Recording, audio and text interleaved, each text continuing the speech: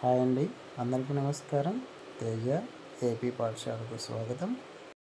ఈరోజు మనం 3వ తరగతికి సంబంధించిన తెలుగు తల్లి పాఠానికి సంబంధించిన వర్క్ షీట్లను చేద్దాం.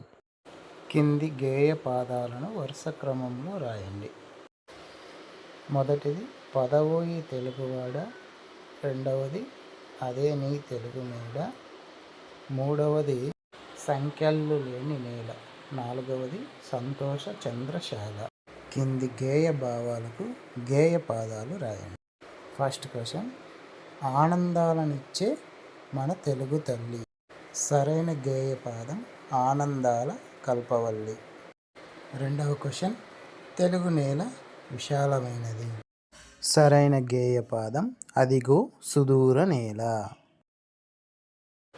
మూడవ ప్రశ్న, అందమైన నిండు చందమామ వంటిది. సరైన గేయ పాదం అందాల నిండు జాబిల్లి. నాలుగవ ప్రశ్న, కొత్త లోకం నిర్మించడానికి సాగిపో. సరైన గేయ పాదం చనవోయి తెలుగు వీర లేదా పదవోయి తెలుగువాడ. పిల్లలు, మీరు మొదట కింది పేరాను చదవడానికి ప్రయత్నించి తర్వాత కింద ఉన్న ప్రశ్నలకు జవాబులు రాయడానికి ప్రయత్నం చేయండి. మొదటి ప్రశ్న, క్రింది వాణిలో ఏ రాష్ట్రాలలో తెలుగు మాతృభాషగా మాట్లాడతారు? ఆన్సర్ ఈ.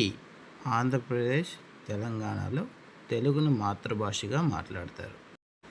రెండవ ప్రశ్న, మనం చిన్నప్పటి నుండి మాట్లాడే భాషను డాష్ అంటారు. జవాబు మాతృభాష. మూడవ ప్రశ్న, మీకు తెలిసిన ఏవైనా 4 భాషల పేర్లు రాయండి. జవాబు తెలుగు, హిందీ, ఇంగ్లీష్, తమిళం. నాలుగవ ప్రశ్న, మీకు ఇష్టమైన భాష ఏది? మీ ఇంట్లో ఏ భాష మాట్లాడతారు? జవాబు నాకు ఇష్టమైన భాష తెలుగు, మా ఇంట్లో తెలుగు భాష మాట్లాడతారు.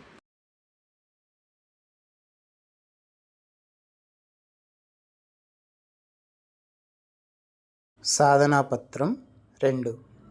కింది గేయ పాదాలకు సరిపోయే భావాన్ని రాయండి. మొదటి ప్రశ్న, సంఖ్యలు లేని నేల. జవాబు బానిసత్వం లేని స్వేచ్ఛా స్వతంత్రయాలు ఉన్న నేల.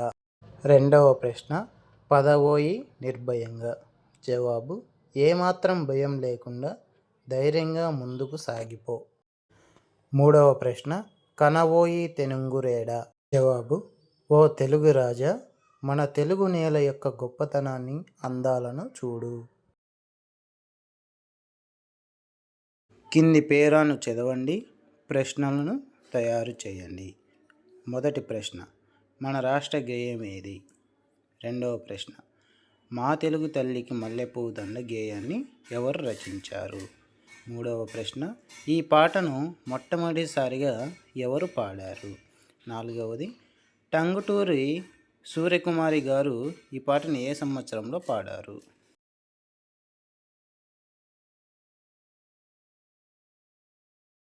పిల్లలు, కింది పేరాను చదవండి, ప్రశ్నలకు జవాబు రాయండి.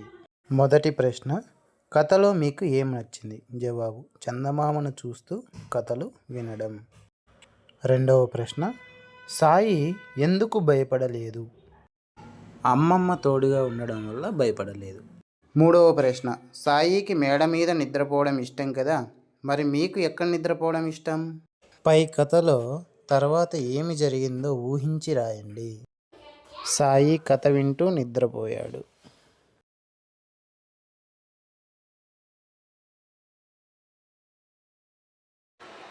పిల్లలు, మీరు మొదట పేరాను చదవడానికి ప్రయత్నం చేయండి. తర్వాత కింద ఉన్న ప్రశ్నలకు జవాబులు రాయడానికి ప్రయత్నించండి. మొదటి ప్రశ్న, పై పేరాలోని సరళ అక్షరాలను గుర్తించండి, గడులలో రాయండి. పై అక్షరాలతో మొదలయ్యే పదాలు రాయండి. పదాలలో ఏదైనా పదాన్ని ఉపయోగించి ఒక సొంత వాక్యాన్ని రాయండి.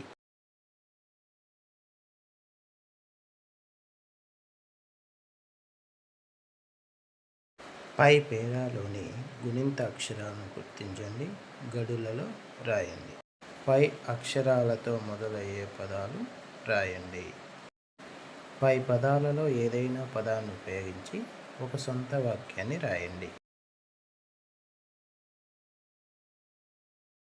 మూడవ ప్రశ్న, పై పేరాలోని ద్విత్వాక్షరాన్ని గుర్తించండి, గడులలో రాయండి.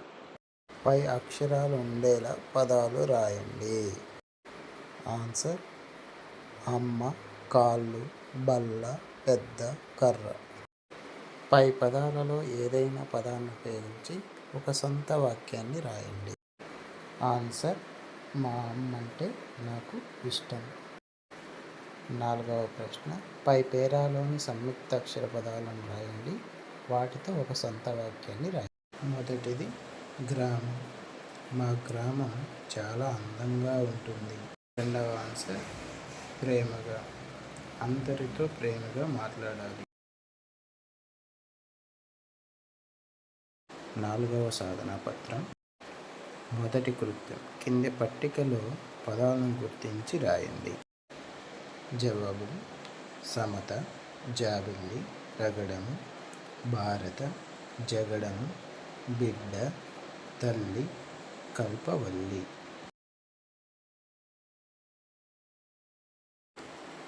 కింది వాక్యాన్ని చదవండి. గీత గీసిన పదానికి అదే అర్థం వచ్చే వేరొక పదాన్ని గుర్తించండి.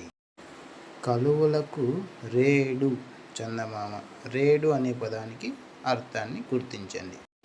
రేడు అనే పదానికి అర్థం రాజు.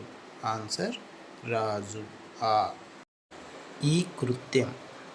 పాఠం ఆధారంగా కింది పాదాలకు ప్రాస పదాలను రాయండి. కల్పవల్లికి ప్రాసపదం తెలుగు తల్లి, కదలబోయి, పాడబోయి, కనబోయి, పదబోయి. కింది పద చిత్రాన్ని గమనించండి, దాని ఆధారంగా పదాలు రాయండి. ఆన్సర్: వెలుగు, కలుగు, నలుగు, తొలుగు, పలుగు, తెలుగు. ఈ కంటెంట్ షేర్ చేసి సబ్స్క్రైబ్ చేయండి.